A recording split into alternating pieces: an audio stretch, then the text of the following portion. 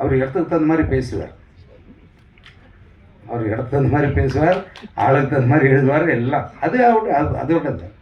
ஆனால் அதையும் தாண்டி இந்த படத்துக்கு அவருடைய பங்களிப்பை நான், ஏன்னா பாடலாம் வெளியாயிடுச்சுல, நான் கேட்டேன்ல, இந்த தமிழை அப்படியே அப்படி கொடுத்துருக்காரு. உண்மையிலே இதில் வந்து பொய் சொல்லாடல் இல்லாமல் அதை எழுதியிருக்கார். ஜிவி பிரகாஷ் இருக்கார். எனக்கு பிடிச்ச இளையராஜாவுக்கு பிறகு சமகாலத்தில் இருக்கக்கூடிய ஒரு மிக தேர்ந்த ஒரு இசைக்கலைஞன். அப்புறம் பாருங்கள், இந்த அவ்வளோ நடிகர்கள் இருக்காங்க. நிறைய நடிகர்கள் இருக்கிறதால ஒரு படத்தை பார்க்கணுன்னு அவசியம் இல்லை. தேவைப்படாத மக்களுக்கு அவசியமில்லாத படங்களில் தான் நிறைய நடிகர்கள் இருப்பாங்க பொதுவாக. அப்படி ஒரு நல்ல ஒரு கருத்தை சொல்லக்கூடிய ஒரு படத்தில் எல்லாரும் இருக்காங்க. ஒரு என்ன சொல்கிறதுன்னா, ஒன்றுமே இல்லாத ஒரு படத்தை வந்து பின்னாடி சொல்லிக்கிட்டே இருப்பாங்க. அப்படி படம் இப்படி படம் செய்வாங்க, என்னென்னமோ நடக்கும். அது திட்டமிட்டு நடக்குது. இங்கே யாருக்குள்ள எந்த ஒரு விரோதமும் கிடையாது. குருவுடைய அரசியல் என்னென்னா, இந்த ஒடுக்கப்பட்ட விளிம்பு நிலை தலித் மக்களுக்கான ஆதரவோடு தான் அவருடைய அரசியல் இருந்துச்சு. ஆனால் அவரை வந்து அந்த சாதிக்கு எதிரானவர்களாக கட்டமைச்சது யாருன்னா,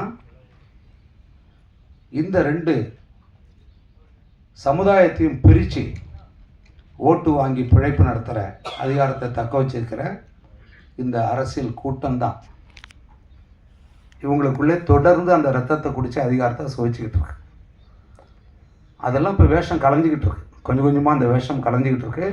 இந்த படம் அந்த வேஷத்தை இன்னும் அதிகமாக கலைக்கும்னு நான் நினைக்கிறேன்.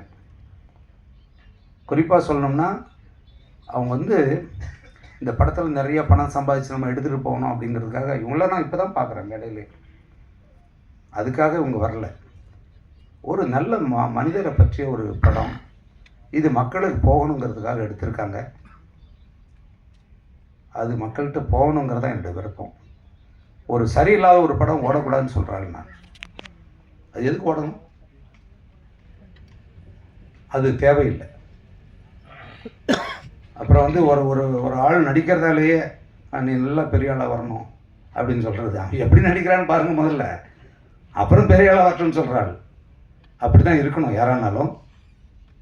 கௌதமனுக்கு வந்து இது ஒரு, ஏன்னா கௌதமன் வந்து நீ மறந்துருப்ப கௌதமன், எனக்கு நினைவு இருக்கு. இங்கே தான் குமரன் காலனி எங்கே இருக்கு? இங்கே இருக்கு.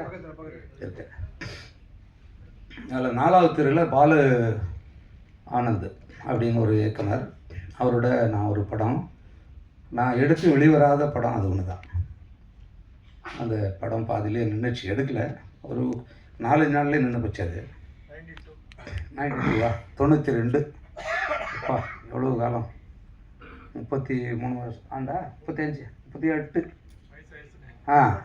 அந்த ஆண்டில் நான் பார்க்குறேன். ஒரு பையன் நான் வந்து விழுந்து கதறான், அங்கெல்லாம் நடித்து காட்டுறான். பயங்கர 15-16 வயசு தான் இருக்கும். அதுவும் அது விழுந்து அப்படி இப்படி கதை சிவாஜி மாதிரி நடிக்கிறான், அது நடிக்கிறான், வாய்ப்புக்கே எதுவும் பண்ணி காட்டுறான். அது ஓரமாக நிற்கிறான். யாருறான் அந்த பையன், என்னடா பார்த்து நடிக்க வாய்ப்பு தேடி வந்த ஒரு கௌதமன். அன்னையிலேருந்து நான் பார்க்குறேன். அவர் கௌதமனுடைய இயக்கத்தில் நான் ஃபோட்டோகிராஃபி பண்ணேன். அப்புறம் என்னோட அவர் உதவியாளராக இருந்தார். இன்னும் ஒரு நல்ல நட்பில் தான் நாங்கள் இருக்கோம். ஒரு இன்றைக்கு இருக்கிற அரசியல் தமிழ் போராளிகள்லாம் பார்க்குறீங்க நீங்கள். அதில் வந்து அவங்களுடைய தளத்தில் இருந்துக்கிட்டு அதே ஒரு கருத்தியலோட எது வந்தாலும் நான் அதை தான் செய்வேன்றவங்க வேறு, காலத்துக்கு தகுந்த மாதிரி தன்னை மாற்றிக்கிறவங்க வேறு. கௌதமன் அப்படிலாம் இல்லை. அவன் எடுத்த அந்த தமிழ் தேசிய கொள்கையில் அப்படி நிற்கிற ஒரு ஆள். அவங்க அப்பா வந்து ஒரு கம்யூனிஸ்ட்டு, ஒரு பெரிய ஒரு தொண்டர். அவர் ஒரு பெரிய தோழர். அவங்க அப்பா